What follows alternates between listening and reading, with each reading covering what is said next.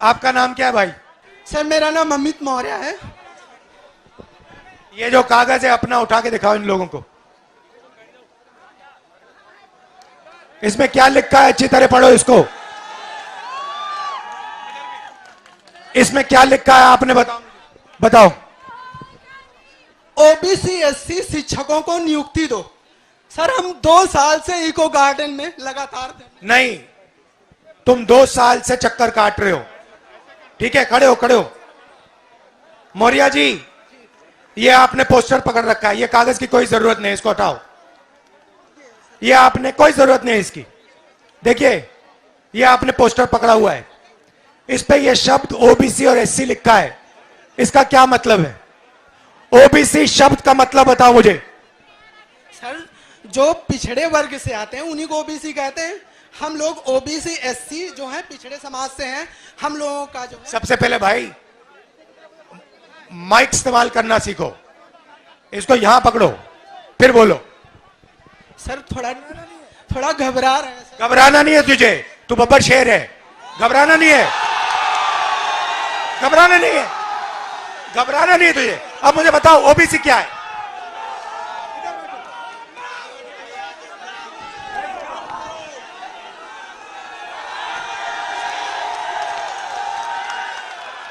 बताओ ओबीसी क्या, बताओ। आपको नहीं घबराना। ओबीसी क्या है मुझे बताओ।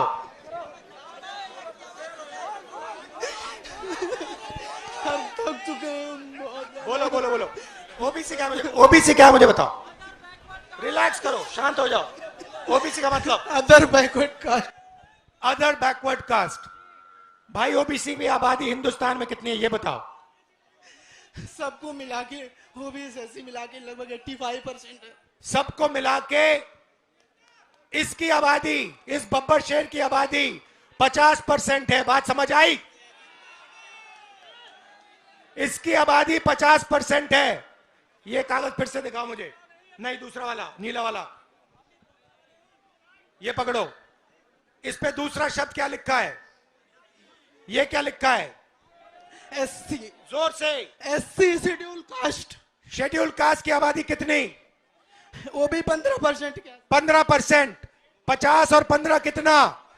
75 65 65। 8% आदिवासियों की है। 65 और 8 कितना हुआ? बोलो। 72। तो ये सुनो सुनो, इसकी आबादी 73% है। ये पोस्टर लिए घूम रहा है और ये रो रहा है। ये क्यों रो रहा है? ये क्यों रो रहा है?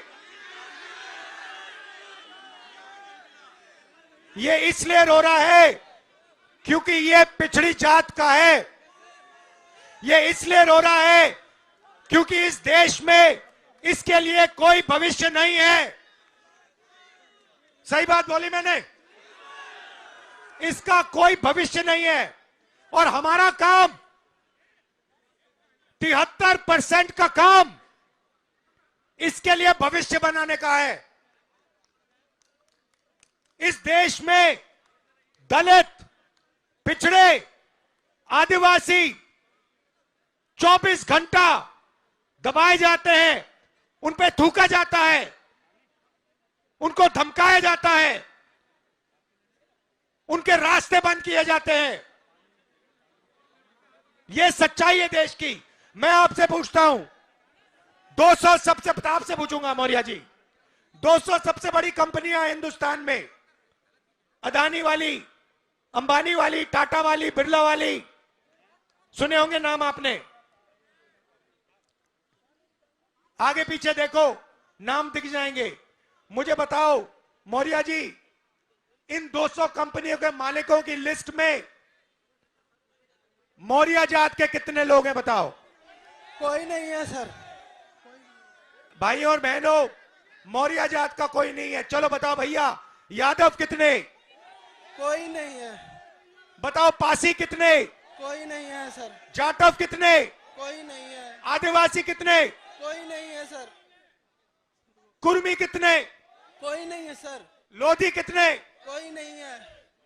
भाइयों और बहनों, 50% आपकी आबादी है, 200 सबसे बड़ी कंपनियों के मालिक में ना एक ओबीसी, ना दलित, ना एक आदिवासी।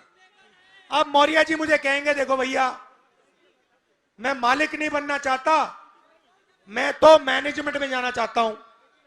तो बताओ मौर्य जी, 200 सबसे बड़ी कंपनियों के सीनियर मैनेजमेंट में आपके कितने लोग? कोई नहीं है सर। जोर से बोलो। कोई नहीं है। कोई नहीं है। तो मैनेजमेंट में कोई नहीं, मालिकों में कोई नहीं, 73% आबादी का हिंदुस्तान की सबसे बड़ी 200 कंपनियों में कोई नहीं।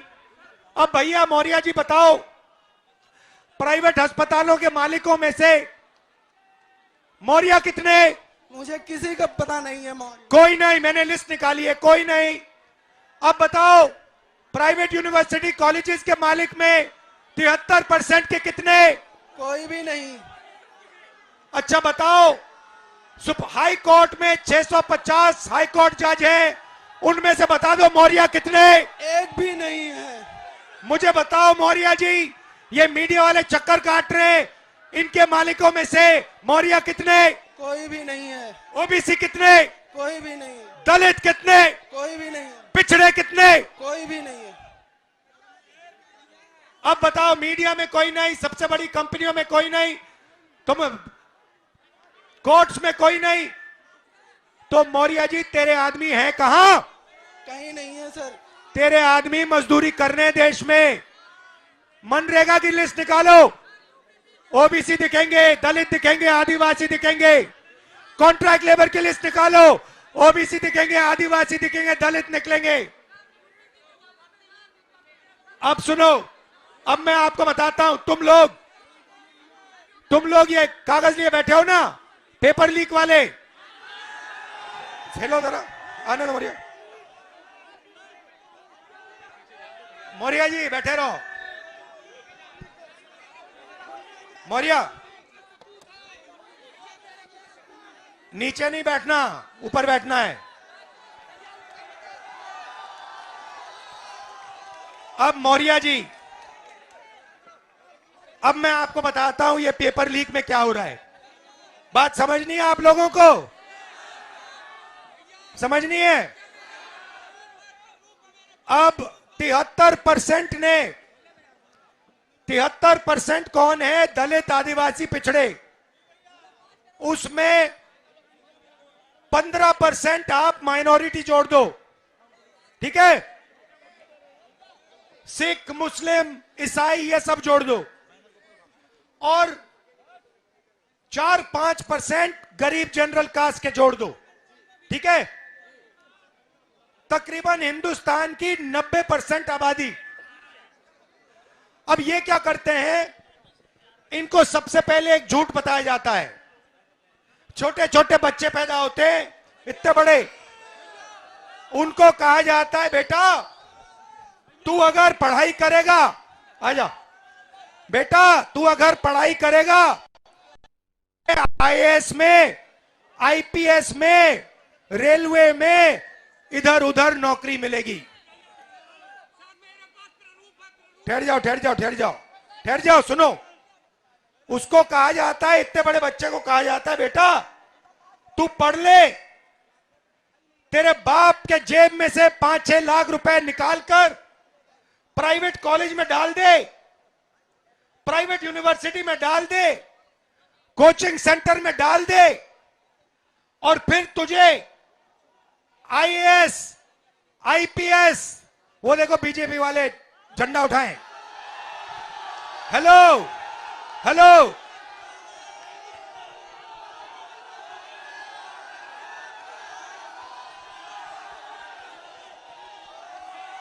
पांच लोग खड़े वहां पे झंडा लिए।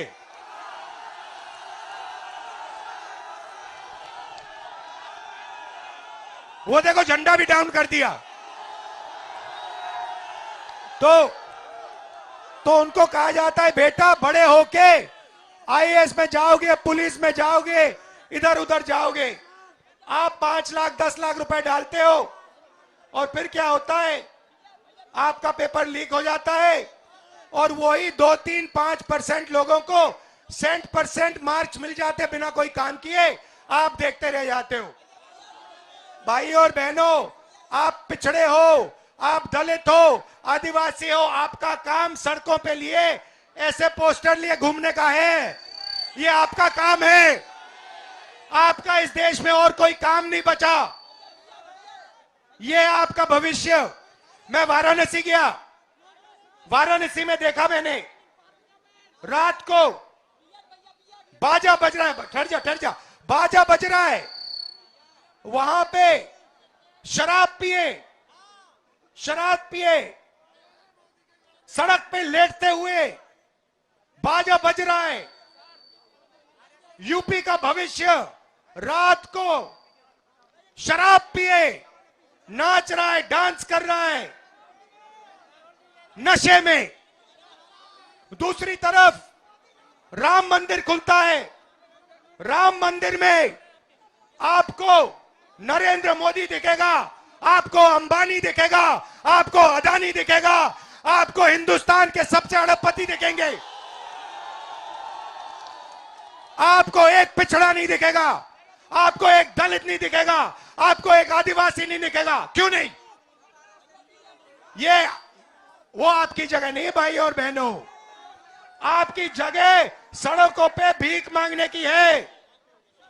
आपका काम हिंदुस्तान में सड़क पे जाकर ऐसे पोस्टर दिखाने का है, और उनका काम, उनका कुछ नहीं होगा भैया, उनका काम पैसा गिनने का है। आपके बच्चे जीएसटी देते हैं, आप जीएसटी देते हो, मीडिया के आप, नाम क्या आपका? हाँ, आप शिव प्रसाद जी हैं। आपके मालिक का क्या नाम है? आपके मालिक का क्या नाम है? क्या नाम है? नाम बताओ, नाम बताओ। ओए मारो मत यार, मारो मत उसको, मारना नहीं है, मारना नहीं है। नाम बताओ उसका। वो ओबीसी है? नहीं। वो दलित है? नहीं। वो आदिवासी है? नहीं। अरबपति है वो। आपने कभी भैया उसको मारो मत बेचारे को। भैया आप आ जाओ यहां, आ जाओ, आ जाओ, डरना नहीं है, इसको बुलाओ, आ जाओ, आ जाओ, आ जाओ, मारना नहीं है इसको। आओ इधर, इधर आओ भाई, इधर लाओ इसको, आ जाओ। आप रिलैक्स करो, रिलैक्स करो, यहां आ जाओ बस शांति से। भैया शांति से यहां आ जाओ, बस बैठ जाओ, कोई प्रॉब्लम नहीं है। इनके जो मालिक हैं, अरबपति हैं, ये किसानों की कभी बात, बैठो बैठो, ये किसानों की कभी बात नहीं करेंगे, ये दलितों की, पिछड़ों की कभी बात नहीं करेंगे, ये अपने अखबार में ऐसा कभी नहीं दिखाएंगे।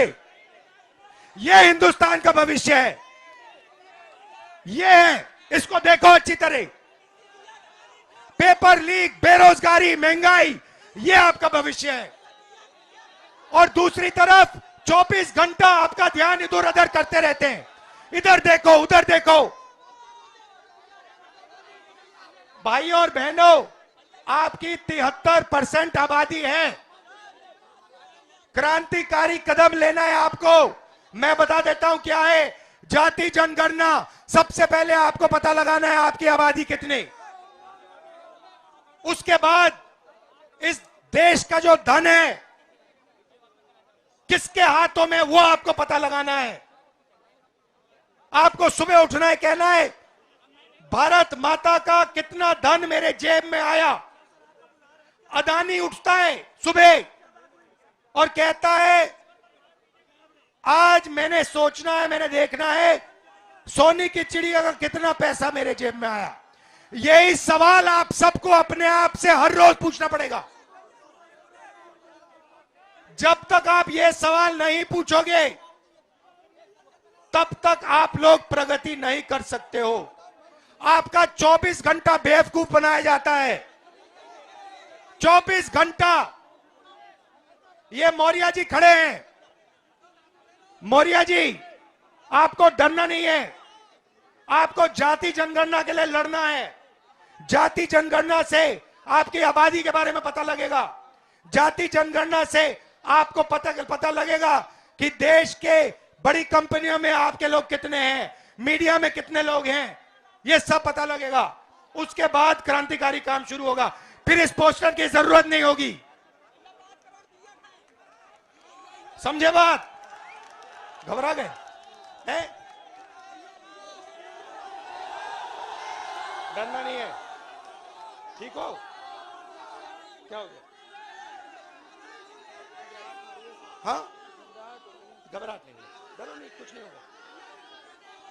तो ये मैं आपको मैसेज देना चाहता था। आप राम मंदिर की बात होती है, 24 घंटा राम मंदिर की बात होती है, वहां पे आपने किसान को देखा, आदिवासी राष्ट्रपति को देखा, दलित को देखा, अंबानी को देखा, अदानी को देखा, अमिताभ बच्चन को देखा, शाहरुख खान को देखा? ये हैं 2-3% जो देश को चलाते हैं। आप